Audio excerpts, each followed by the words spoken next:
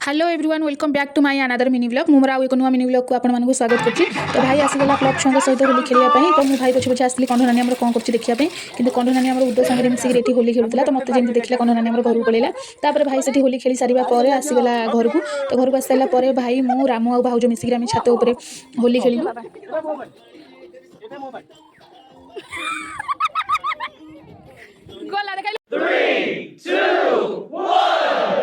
तो यहीटा थिला सुंदरी भाउजर सुंदरी होली मेकअप।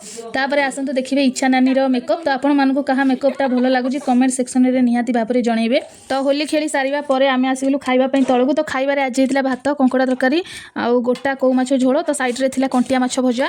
तो खाई सारिया परे आमे आसिगलु मेलण बुलिबाकू जोटा कि दोल पूर्णिमा दिन पड़े जेहेतु दोल पूर्णिमा दिन चंद्रग्रहण होता। तो से आज होली रे मेलण बसची।